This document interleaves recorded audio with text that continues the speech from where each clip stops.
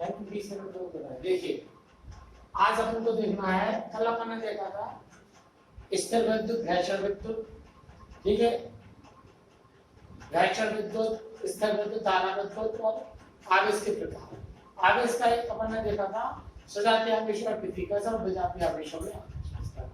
आज अपन को देखना है इलेक्ट्रॉनिक सिद्धांत घर्षण विद्युत का। इससे पहले इलेक्ट्रॉनिक सिद्धांत है, इससे पहले थ्री जो आपका पार्टिकल्स होते हैं जो परमाणु के, वो देखना है। देखो कोई भी परमाणु तीन प्रकार के कण से मिलकर बना होता है, इलेक्ट्रॉन, प्रोटॉन और न्यूट्रॉन। परमाणु में तीन प्रकार के कण पाए जाते हैं, इलेक्ट्रॉन, प्रोटॉन और न्यूट्रॉन। इलेक्ट्रॉन पर एक इकाई ऋणात्मक। देखिए सबसे पहले हम को देखना है इलेक्ट्रॉन।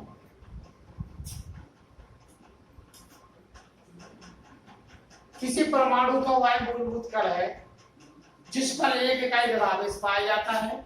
एक इकाई मतलब होता है 1.6 गुणा 10⁻⁻19 कूलम ऋणावेश पाया जाता है, जिसका द्रव्यमान 9.1 गुणा 10⁻⁻31 किलोग्राम होता है। ऐसे आवेश, ऐसे मूलभूत कण को, परमाणु के अंदर स्थित ऐसे मूलभूत कण को हम इलेक्ट्रॉन कहते हैं।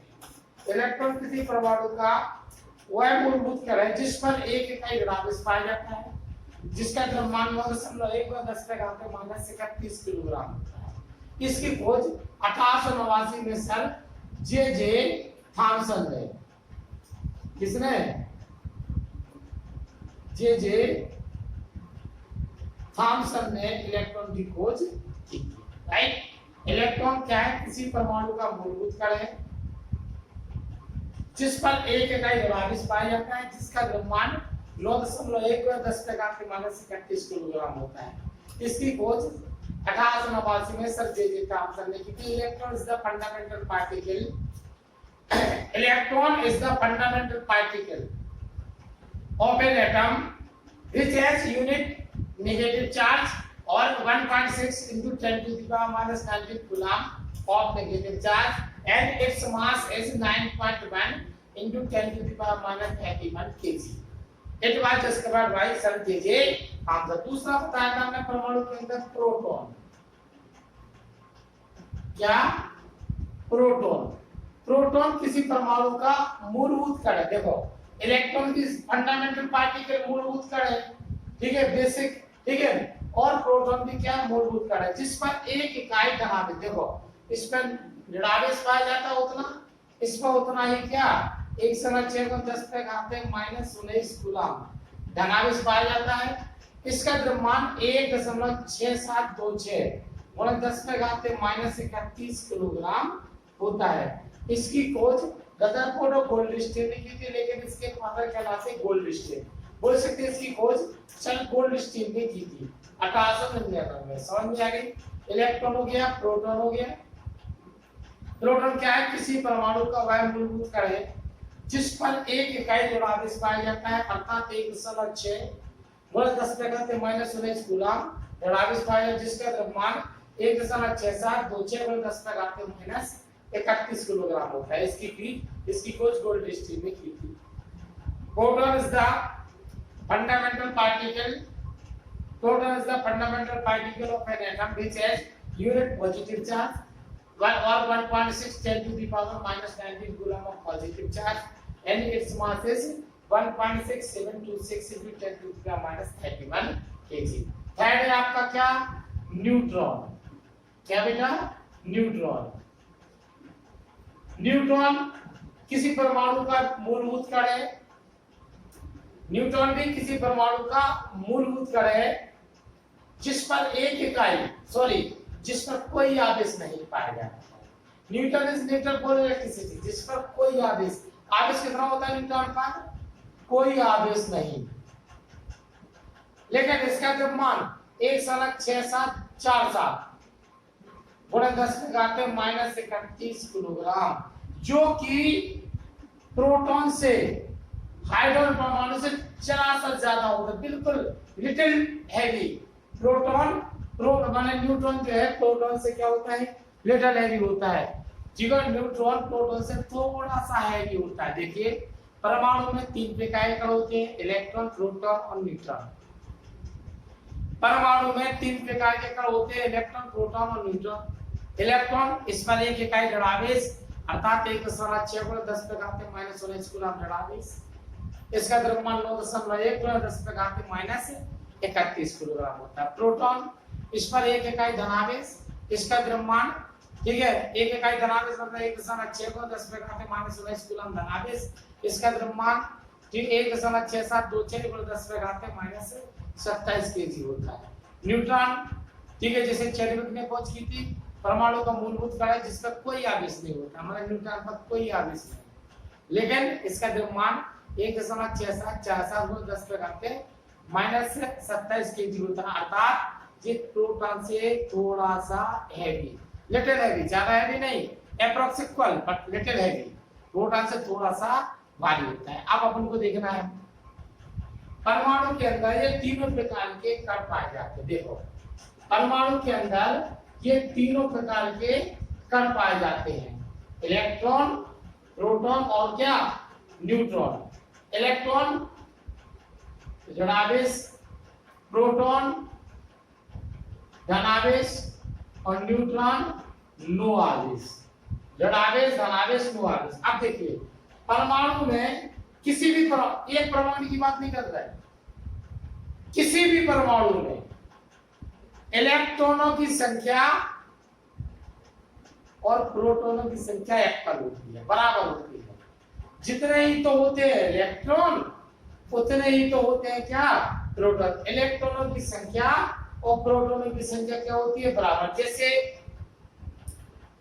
आप कोई भी परमाणु ले, मान लीजिए जिसमें मान लीजिए आपसे लिया, जिसमें 8 क्या है इलेक्ट्रॉन, तो 8 ही क्या होंगे प्रोटॉन, तो ऋणावेश कितना होगा, 8 × 1.6 × 10⁻⁻19 कूलम। 12.6 × 10⁻⁻19 कूलम, जो कौन सा आवेश होते हैं ऋणावेश, ठीक है। और इसमें धनावेश कितने होते हैं, 8 × 1.6 × 10⁻⁻19 यानी कि माइनस नहीं प्लस 12.6 × 10⁻⁻19 कूलम। देखिए इलेक्ट्रॉन पर जितना ऋणावेश, प्रोटॉन पर जितना धनावेश, इलेक्ट्रॉन की संख्या और प्रोटॉन की संख्या बराबर होती है। सो पूरा ऋणावेश और धनावेश एक दूसरे को डिफ्यूज कर देता है, और परमाणु पर कौन सा आवेश होता है, जबकि परमाणु के अंदर 2 अलग-अलग प्रकार के आवेशित कण हैं, इलेक्ट्रॉन भी है और क्या है प्रोटॉन। लेकिन परमाणु इलेक्ट्रॉन पर जितना आवेश ऋणावेश होता है, प्रोटॉन पर उतना धनावेश होता है। जितने इलेक्ट्रॉन होते हैं एक परमाणु उतने क्या होती है, तो जितना ऋणावेश उतना ही क्या होता है धनावेश। सो ऋणावेश और धनावेश एक दूसरे को निष्क्रिय कर देते हैं, और परमाणु पर क्या है, कोई आवेश नहीं होता है।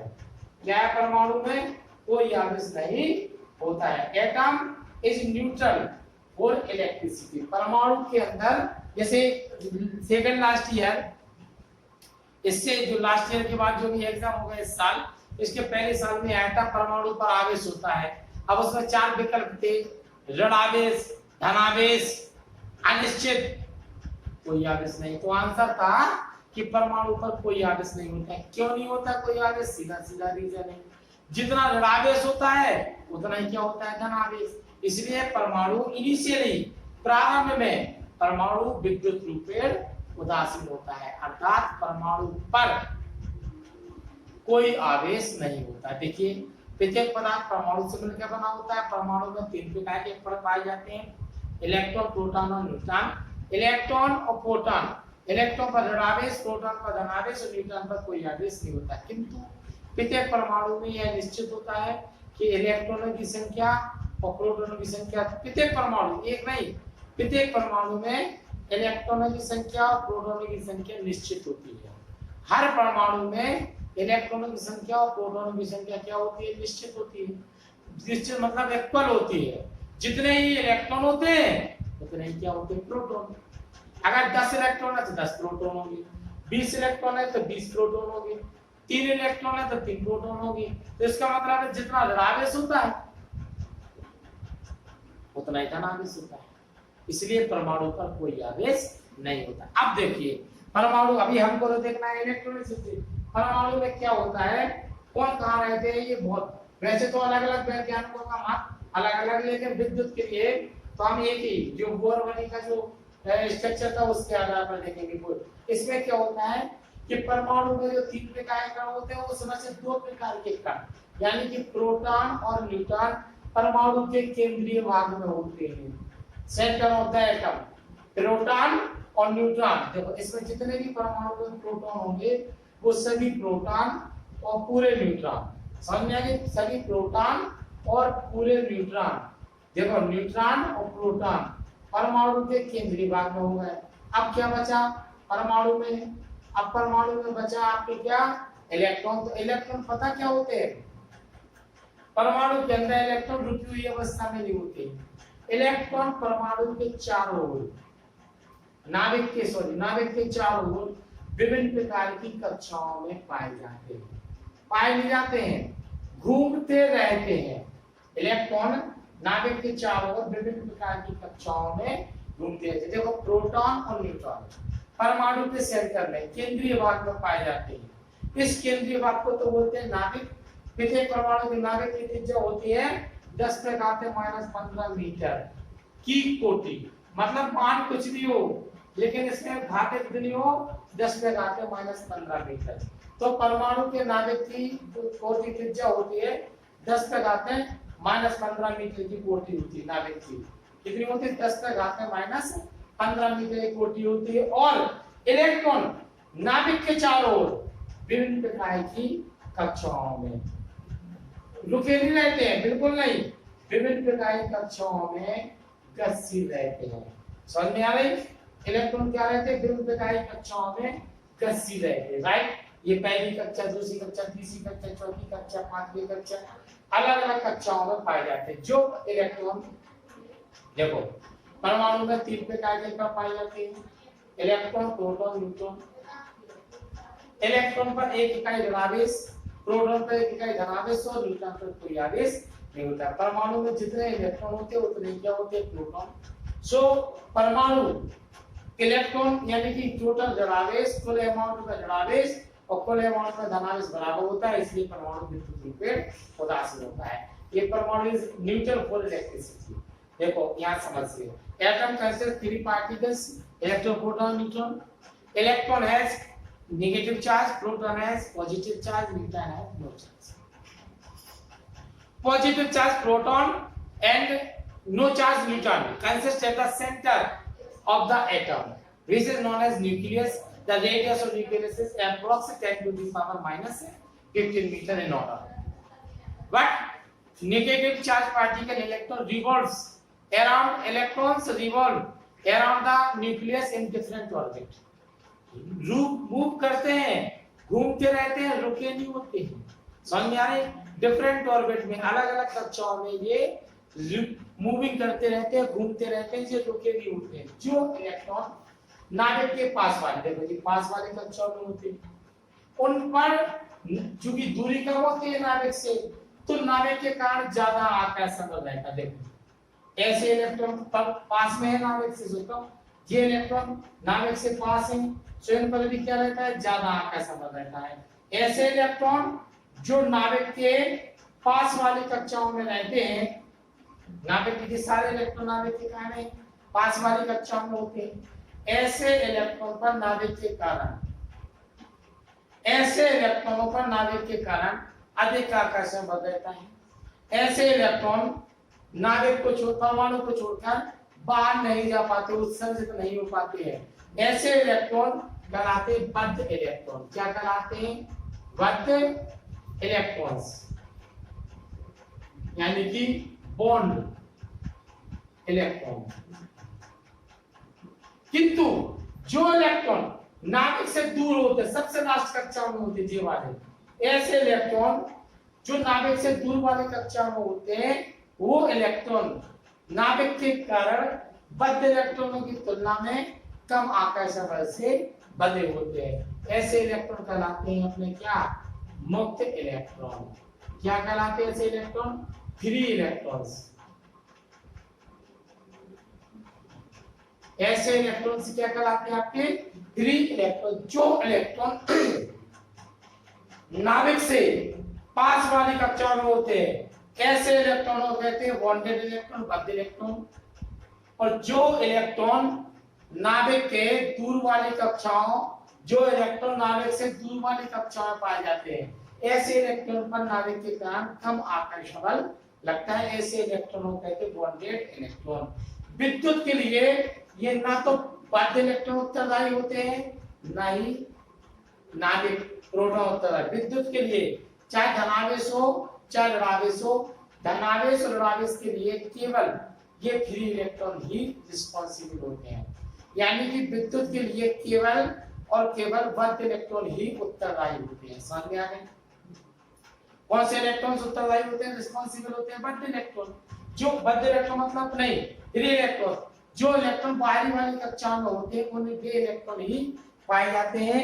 वो उन इलेक्ट्रॉन पर नाभिक के कारण होता है कम आकर्षण। ऐसे इलेक्ट्रॉन थोड़ी सी ऊर्जा पाकर परमाणु को छोड़कर उत्सर्जित भी हो सकते हैं। ऐसे इलेक्ट्रॉन ही उत्तरदायी होते हैं विद्युत के लिए।